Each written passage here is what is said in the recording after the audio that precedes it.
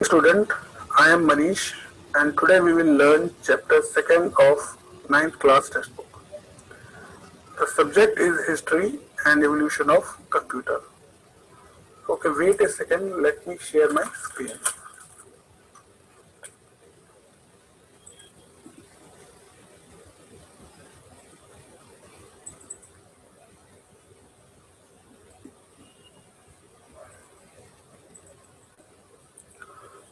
History and evolution of computer. तो आज हम कंप्यूटर के हिस्ट्री और कैसे वो इवॉल्व हुआ और आज जैसा है किस लेवल पे और किस स्टेजेस पे चेंजेस होके पहुंचा है उसके बारे में हम जानेंगे। The earliest known device for calculation is abacus. Abacus used to perform simple calculation like addition, subtraction, multiplication and division.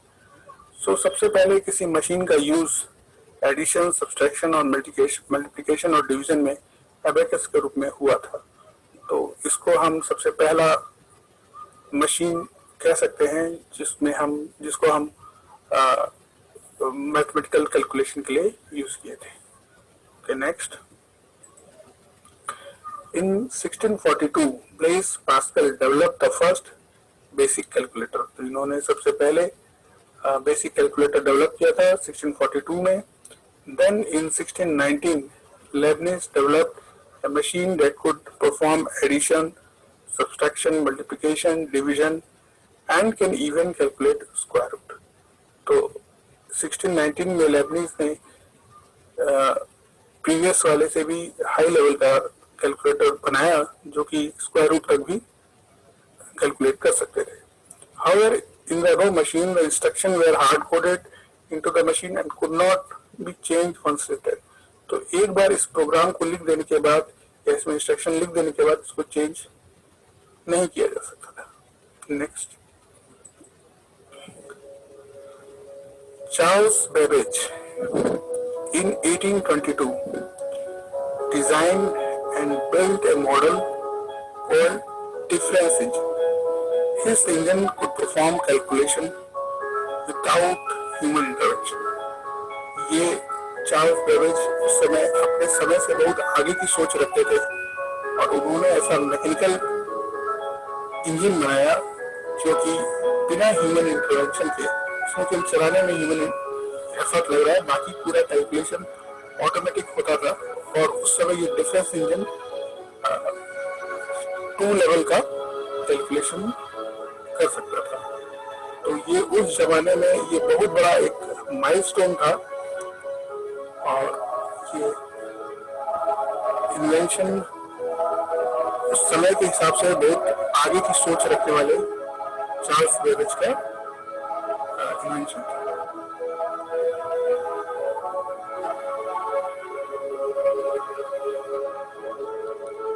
पूरा मैकेनिकल मशीन है और आज हम जैसे कंप्यूटर को वर्क करते हुए देख रहे हैं उस समय उन्होंने ये डिफरेंस इंजन को पूरा गियर और लीवर पे बनाया था और ये पूरी कैलकुलेशन मैकेनिकल वे में करता था।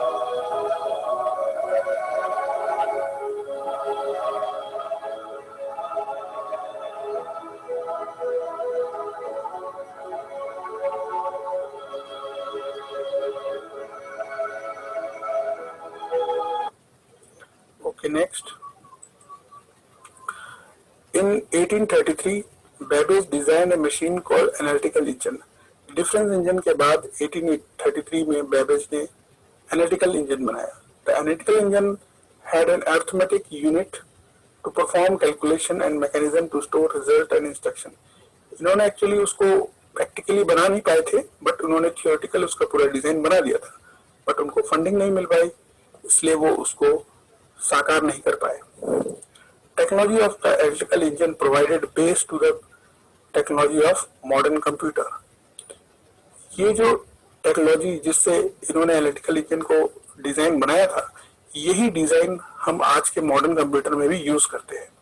फर्क बस इतना है कि it was based on decimal system, ये डेसिमल सिस्टम पे बेस्ड था और हमारा जो है वो बाइनरी सिस्टम पे है। Because of such contribution Babbage is known as father of the modern day computer. Next, Ada Lovelace, 15 to 1852, was an English mathematician and writer, chiefly known for her work on Charles Babbage analytical engine.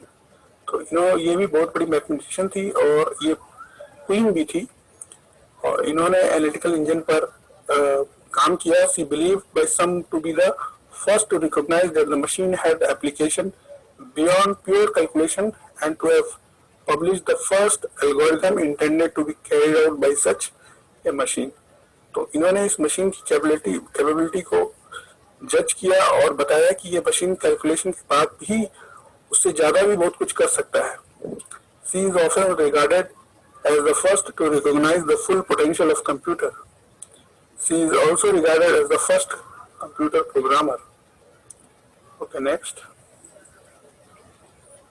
In 1940, John von Neumann, a great scientist, found a way to encode instruction in the language. इन्होंने एक तरीका निकाला जिससे हम instruction यानी कि plus करना या माइनस करना या जो भी कमांड करना है उसको इनकोडेड वे में लैंग्वेज में कन्वर्ट करने का इन्होंने तरीका निकाला. He was the force behind the development of first stored program computer.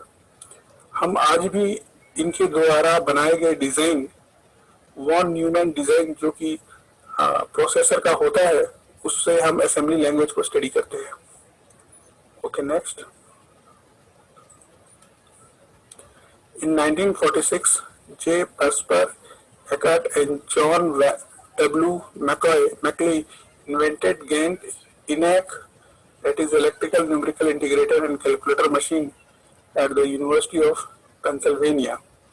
It uses large number of vacuum tubes and therefore it required a lot of energy to keep it cool. Instruction had to be fed into the machine by the way of switches because there was no internal memory within the machine. It had punch card input and output. तो ये उस समय vacuum tube के ऊपर ये machine बनी थी जो कि बहुत बड़ी बड़ी होती थी. जो आज हम इंटीग्रेटेड सर्किट और VLSI देखते हैं उसके बदले ये वैक्यूम ट्यूब था उस जमाने में. तो ये बहुत एनर्जी कंज्यूम करता था और ये बहुत स्लो और बल्कि भी था. नेक्स्ट, ये है पंच कार्ड नंबर पे जिससे हम इनपुट और आउटपुट लेते थे. पंच कार्ड और punched card, also known as Holyoake card or IBM card or paper cards, their holes may be punched by hand or machine to represent computer data and instruction. The programmer would then take the stack of card to a computer and feed the card into the card reader to input the program. तो इन card का जो stack होता है एक के ऊपर एक उसमें डाटा और इंस्ट्रक्शन नंबरों के माध्यम से पंच किए हुए रहते थे. उन्हीं को वो कंप्यूटर रीड करता था और वापस आउटपुट भी पंच कार्ड में पंच करके वो देता था. Okay, next. नाउ हम लोग पहले भी सॉफ्टवेयर के बारे में पढ़ चुके हैं. Again, software plays a vital role in computer system by creating a bridge between computer hardware and computer user. And computer hardware जो है और हमारे के बीच में ये ब्रिज की तरह काम करता है जिससे हम उसको हार्डवेयर को कंप्यूटर सॉफ्टवेयर इंटरफेस के थ्रू यूज कर सकते हैं. Software is the organised collection of data and instruction given to computer in order to perform a given task. There are two major type of software, system software and application software. तो software के दो तरह है. एक system software जो कि पूरा system यानी ऑपरेटिंग सिस्टम होता है और एप्लीकेशन सॉफ्टवेयर जो कि उसके ऊपर एप्लीकेशन बना होता है. जैसे कि सिस्टम सॉफ्टवेयर को आप समझ लीजिए कि एंड्रॉइड का प्लेटफॉर्म है और एप्लीकेशन सॉफ्टवेयर जो कि आप उस पर जो म्यूजिक ऐप या कोई भी ऐप उस पर व्हाट्सएप इवन कोई भी हम ऐप उस पर स्पेसिफिक रखते हैं एप्लीकेशन का, वो एप्लीकेशन सॉफ्टवेयर होगा. सिस्टम सॉफ्टवेयर बनाने में बहुत टाइम और मेहनत लगता है. Application software comparatively system software के आराम से बनता है. Okay, next. System software example operating system manages computer hardware and act as an interface between computer hardware and software developed for business application. तो सिस्टम सॉफ्टवेयर है वो computer के hardware को मैनेज करता है और एप्लीकेशन सॉफ्टवेयर के लिए एक इंटरफेस का काम करता है, यानी उसके लिए एक विंडो का काम करता है. They provide important functionalities like booting computer, computer start करना, मैनेजिंग मेमोरी, मेमोरी को मैनेज करना, channelling data and secondary memory to primary memory, managing printer and other resources. तो जितने भी हार्डवेयर रिसोर्सेज हैं उन सबको ये मैनेज करता है. System software were written mainly in low level and middle level language because इससे स्पीड अप हो जाता है, क्योंकि मशीन लैंग्वेज में जितना क्लोज टू मशीन लैंग्वेज लिखेंगे उतना उसका एग्जीक्यूशन फास्ट हो जाएगा. These written program is converted into machine language by compiler और इंटरप्रेटर. अगर हम कुछ मिडिल लेवल लैंग्वेज से अगर हम प्रोग्राम लिखते हैं सिस्टम लैंग्वेज का, तो then it should be converted to machine language by compiler और interpreter. Compiler program transform whole source code written in a programming language into the target language, mainly machine public binary language. Example C language compiler. तो compiler जो भी हम source code language में English language में लिखते हैं उसको पूरा कन्वर्ट करता है, जैसे कि सी लैंग्वेज का कंपाइलर है. Interpreter, these program transform the source code into target code in a line by line fashion. ये पूरा सोर्स कोड एक ही बार में कन्वर्ट नहीं करता, ये हर लाइन को पहले रीड करता है और उसको कन्वर्ट करता है. Example Python language interpreter. इसलिए इंटरप्रेटर जो है वो कंपाइलर के कंपैरेटिवली स्लो है. Now comes application software. Application software is a set of computer instruction that provide application specific functionality to a user. These functionality may be general purpose such as word processing or may be very narrow as per user requirement. तो मैंने पहले ही बताया था application software कैसे होते हैं और उनका एग्जांपल, जैसे कि सिस्टम सॉफ्टवेयर को आप एंड्रॉइड का प्लेटफॉर्म समझ लीजिए और वेरियस एप्लीकेशन भी download from play store is the application software. उससे हम स्पेसिफिक काम करते हैं और सिस्टम सॉफ्टवेयर उन सारे कामों को हार्डवेयर के साथ कोलैबोरेट और कोऑर्डिनेट करता है. Okay, next, history and evolution of computer. तो अब हम वेरियस टाइम फ्रेम के हिसाब से इनके हार्डवेयर और सॉफ्टवेयर को एग्जांपल में देखेंगे. First generation 1945 to 1955. इसमें hardware we use vacuum tubes. ये बड़े होते थे, स्लो होते थे और लेस एफिशिएंट होते थे. इसमें हम लोग इनपुट आउटपुट के लिए पंच कार्ड यूज करते थे and these are used for only research purpose. इसको हम कमर्शियल यूज के लिए कभी यूज नहीं करते थे.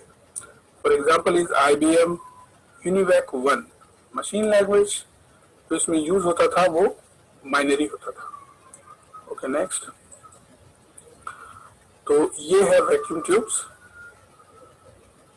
ये बड़े और बल्कि होते थे, इनको मेंटेन करना मुश्किल होता था और ये बहुत हीट और पावर कंज्यूम करते थे. Okay, next. Second generation is 1955 to 1965. Now, अब वैक्यूम ट्यूब की जगह we are using transistor. They are faster and smaller. वो छोटे और फास्ट होते थे. Less heat generation, इसके कारण में heat generation भी कम होता था और वो हायर लेवल लैंग्वेज के साथ काम कर सकते हैं, यानी मशीन से ऊपर असेंबली या असेंबली लैंग्वेज में हम उस पर काम कर सकते थे. For example IBM 1620. Okay, next, तो ये है वेरियस ट्रांजिस्टर. ये वैक्यूम ट्यूब के कंपैरेटिवली बहुत स्मॉल है. Okay, next, third generation start हुआ 1965 से 1980 के लिए. इसमें we are using integrated circuit. तो ये सारे जो ट्रांजिस्टर थे इनको एक ही चिप पे इंटीग्रेट करके बनाया जाता था. They are called integrated circuit. Flexible and smaller, comparatively वो इनसे स्मॉल होते थे और कमर्शियल पर्पस के लिए यूज होते थे. तो हमें इनको मिनी कंप्यूटर बोलते थे, क्योंकि पहले जो कंप्यूटर होते थे वो बहुत बड़े बल्कि होते थे. तो now they become mini because of the use of integrated circuit. इसमें इंग्लिश लाइक हायर लैंग्वेज हम यूज कर सकते थे और उनको फिर ट्रांसलेटर जैसे कि कंपाइलर और इंटरप्रेटर के थ्रू हम कन्वर्ट करते थे मशीन अंडरस्टैंडेबल फॉर्म पे. एग्जाम्पल है सी, कोबोल, जावा. और कंप्यूटर के एग्जाम्पल थे उस समय के IBM 360, PDP-8, PDP-11। नेक्स्ट, ये है इंटीग्रेटेड सर्किट जिसमें सारे ट्रांजिस्टर इंटीग्रेट किए हुए हैं। इससे वो स्मॉल और कम छोटा हो जाता है और एफिशिएंसी में बढ़ जाता है। Okay, next, fourth generation 1980 to 89 used VLSI, very large scale integration. यहाँ पे इंटीग्रेशन और भी इंटीग्रेटेड सर्किट से भी ज्यादा बड़ा लेवल पे और छोटे में इंटीग्रेट होने लगा। अलाउ रैपिड एप्लीकेशन डेवलपमेंट, इसमें रैपिड एप्लीकेशन डेवलपमेंट में और स्पीड अप हो गया। Easier to use for personal application, can be easily used in network. अब इनको हम कंप्यूटर को हम नेटवर्क पे भी यूज कर सकते थे। The fourth generation programming language is reduce programming effort by just specifying what to do instead of how to do। तो पहले हमें लोअर जो फ्रेम होता है प्रोसेसर का, उसके हिसाब से हमें प्रोग्रामिंग करनी पड़ती थी, बट ऐसा नहीं था। अब हमें जो भी चाहते हैं उस हिसाब से प्रोग्राम कर सकते थे। फॉर एग्जांपल उस समय का ये है SQL, स्ट्रक्चर्ड क्वेरी लैंग्वेज, और PC के एग्जांपल हैं IBM PC, Apple II, super computer. Next, ये है VLCI जो कि एक ही चिप पे छोटे छोटे ICs और इंटीग्रेटेड सर्किट उसमें सारे इंटीग्रेटेड है, तो इससे इसका स्पीड बढ़ जाता है और एफिशिएंसी भी इंप्रूव हो जाती है। Okay, next, now come fifth generation जो अभी तक हो रहा है, ये 1989 टू टिल डेट। ये now they are more portable and sophisticated. अभी लैपटॉप, टैबलेट ये सब हम देख रहे हैं। Superior in processing speed, user friendliness and connectivity to network. So network से कनेक्टिविटी, वाईफाई, ब्लूटूथ, इन सब का स्पीड बढ़ गया। और they also support artificial intelligence techniques. So जैसे आर्टिफिशियल इंटेलिजेंस, जैसे हम सोच सकते हैं, ह्यूमन लाइक थिंकिंग, ये इसमें आ जाता है। इसको ह्यूमन लाइक थिंकिंग के लिए प्रोग्राम किया जा सकता है। Example IBM notebook, Pentium PC, परम 10,000। Fifth generation programming language use artificial intelligence techniques.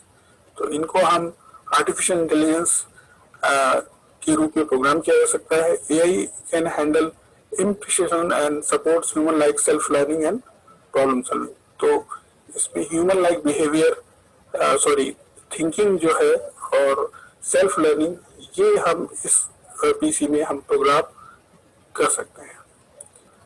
तो that's all from history and evolution of computers. तो okay student, hope this session, this video will be helpful to you in learning the chapter 2 of your computer subject. So okay, good day, and please learn and complete its exercise and give me the feedback. Thank you.